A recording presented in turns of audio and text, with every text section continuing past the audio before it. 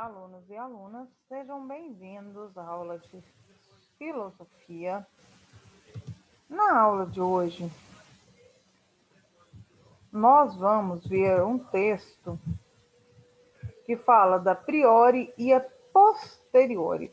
O termo no dicionário de filosofia, a priori e a posteriori, segundo Kant, a priori, são a priori os elementos do conhecimento, intuições, conceitos e juízos, independente da experiência da pessoa. E assim, por exemplo, a proposição todos os corpos são extensos é uma afirmação necessária e universalmente verdadeira. Os juízos, a priori e a posteriori, segundo Kant, são a priori elementos do conhecimento, intuições, conceitos, juízos, independentes da experiência. Assim, por exemplo, a proposição todos os corpos são extensos é uma afirmação necessária e universalmente verdadeira. Os juízos a priori são universais e necessários, existam corpos ou não. É uma verdade que não depende da experiência. O conhecimento é a posteriori, quando só é possível através da experiência. Ou seja, a priori são os conceitos. É aquilo que não depende da minha experiência, os conceitos, intuições, juízos. A posteriori depende da minha experiência. Ela só é possível, o conhecimento é a posteriori quando ele só é possível através da minha experiência. O Immanuel Kant, ele nasceu em 1724 e viveu até 1804. Ele é um dos principais temas da filosofia do Kant é o conhecimento. Quais são as possibilidades que temos de conhecer? Onde começa a nossa capacidade de conhecimento e como podemos utilizar este conhecimento? O Kant também, ele se preocupou em analisar as ações, as razões das ações humanas e as relações dessas ações com a moral. Ele se questionou sobre a forma como devemos agir, por que devemos fazer e o que devemos fazer, como devemos comportar-nos em nossas relações com outras pessoas. Qual é a forma de se alcançar a felicidade? O que é e como podemos atingir o bem supremo? Em seu livro Crítica da Razão Pura, Kant diferencia os conhecimentos que adquirimos por experiência, os conhecimentos a posteriori, dos conhecimentos que ele classifica como puros, que são os conceitos, ou a priori. Os nossos conhecimentos experimentais a posteriori são os que nos fornecem as sensações, por exemplo. Para que tenhamos o conhecimento de que o fogo queima, temos que experimentar o seu calor.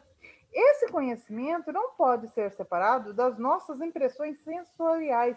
Nós sentimos o calor do fogo. O conhecimento a priori ou puro, ele não necessita de experiência sensorial para acontecer. Além disso, o conhecimento a priori é essencial e é aplicado a tudo e a todos. Por exemplo, a afirmação de que o triângulo tem 3 lados é uma afirmação que serve para qualquer tipo de triângulo, em qualquer situação, em qualquer tempo. Eles são gerais e deles se originam os discernimentos fundamentais. Já os conhecimentos dados pela experiência posterior não produzem juízos essenciais e que possam ser aplicados em todas as situações. Além da diferencial entre os conhecimentos a posteriori e a priori, o Kant considera ainda que tem juízos analíticos e sintéticos. Os juízos analíticos são aqueles em que os atributos fazem parte do termo sobre o qual se afirma algo. Juízo analítico são aqueles em que os atributos fazem parte do termo sobre o qual se afirma algo. As conclusões dos juízos analíticos são o resultado do exame dos elementos contidos no termo. Por exemplo, na afirmação os corpos são extensos, a qualidade extenso já está contida de forma subentendida no termo corpo. Ou seja, Não temos condições de elaborar ideias ou raciocínios sobre o termo corpo, se não aceitarmos que eles são extensos. Já os juízos sintéticos são os que associam o conceito do predicado ao conceito do sujeito e geram novos conhecimentos. Por exemplo, alguns corpos movimentam em relação a outros. Na formulação desse juízo, os termos se complementam e desenvolvem um novo saber.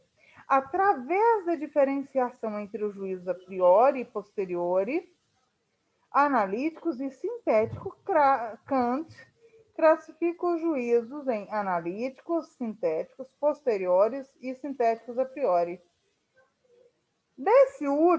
Desses três, o único que tem possibilidade de criar novos conhecimentos são os juízos sintéticos, a priori, pois são ao mesmo tempo universais e necessários e fazem o conhecimento evoluir. Os juízos sintéticos, a priori, são os juízos da matemática e da física, e Kant se pergunta se eles são possíveis também na metafísica. Para responder essa questão, o filósofo diz que a proporção do conhecimento dos objetos é definida pela capacidade de conhecer do sujeito.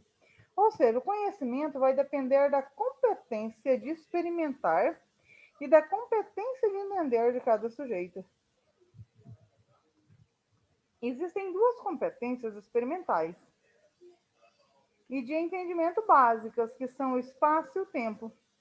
O espaço é algo intrínseco, a sensibilidade do sujeito que conhece, e por isso ele pode perceber os objetos e relacioná-los. Não podemos conceber um espaço sem nada, mas não podemos conceber a ausência do espaço. Portanto, ele é algo inerente a nós enquanto sujeitos do conhecimento. O entendimento de Kant sobre o tempo segue as mesmas argumentações. Assim, o espaço e o tempo são condições necessárias para o conhecimento.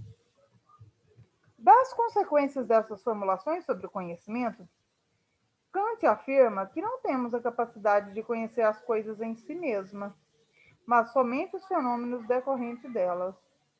Da mesma forma, não temos a propriedade de conhecer o mundo da metafísica, mas somente a capacidade de pensar o mundo no âmbito da metafísica.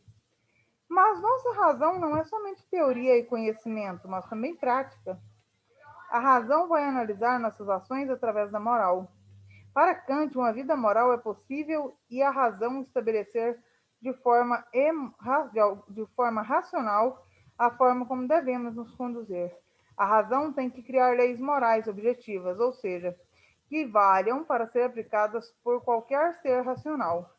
Seguindo esses argumentos, Kant desenvolveu o imperativo categórico. Age de tal maneira que o motivo de tua ação possa ser universal. Ou seja, minha ação vai ser moral se todas as pessoas puderem agir da mesma forma. Aí as sentenças são: atreva-se a pensar, como as pedras das críticas que recebes, com as pedras das críticas que recebes, ergam um monumento. Com o poder vem a responsabilidade. Não se ensina a filosofia, ensina-se a filosofar. É na educação que se estrutura o aperfeiçoamento da humanidade. Conceitos sem intuição são vazios, intuições sem conceitos são cegas. Todos sabem de onde vem o ser humano, mas poucos sabem para onde vai. O direito deve permitir que a liberdade de cada um deixe espaço para a liberdade de todos.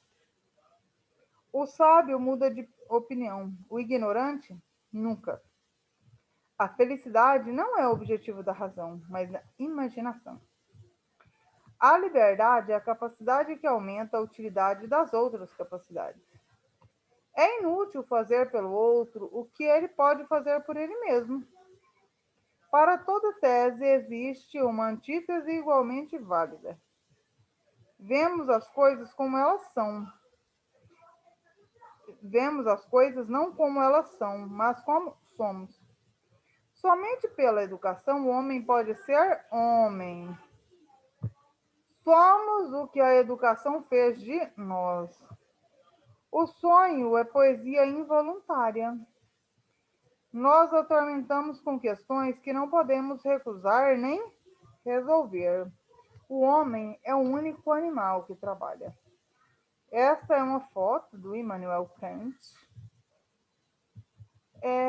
Leiam o texto, respondam o quiz na plataforma.